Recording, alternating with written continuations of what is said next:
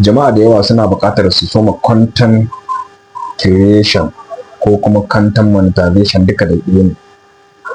So da yawa ba su san ma farko ta ina za su fara ba. Farko dai in ka buɗe Facebook profile ko Facebook page, akwai abin da ake buƙata shine ka zaɓa, ma'ana tsari wanda kai za ka ringa tafiya a kai, shine ake kira niche.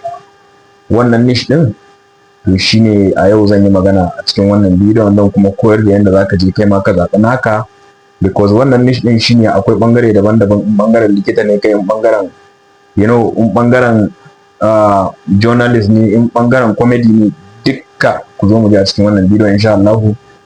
Zan nuna mana yadda za ka shiga kai ma kai selecting ɗin naka, daga nan insha Allahu sai a ɗora daga inda aka tsaya. Ni ne naku Ibrahim Digital 442 a ɓangaren online space. Kar a manta, idan an ji daɗin bidiyo na a share ɗin, saboda akwai yan uwa da yawa wanda suke buƙatar irin wannan update ɗin. Idan ka share musu za su amfana. So mu je cikin bidiyon insha Allah. Kuke gani wannan shine Facebook profile ɗina, sai ka taɓa shi. Idan ka zo nan gurin center nan za ka shiga, ka taɓa shi. So in ka taɓa shi, ga wani guri ɗigo-ɗigo guda 3, sai ka taɓa shi.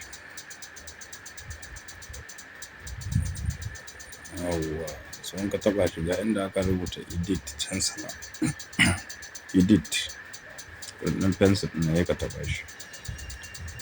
Sai ka yi ƙasa,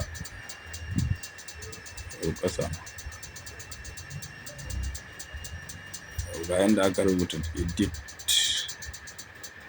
wannan profile blogger ɗin nan, sai ka taɓa shi. So ga wani gurin ɗan pencil can sama inda aka rubuta profile blogger, sai ka ƙara taɓa shi.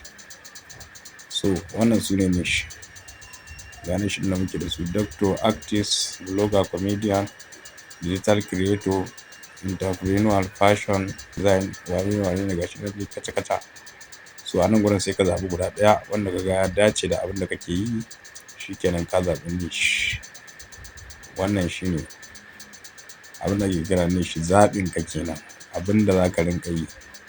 So insha Allahu a bidiyo na gaba zan yi bayani akan a kowane niche da irin abin da ake yi insha Allahu. So wannan shine ƙarshen bidiyon don wannan topic namu, wanda na ɗaya ne wanda ake kira niche.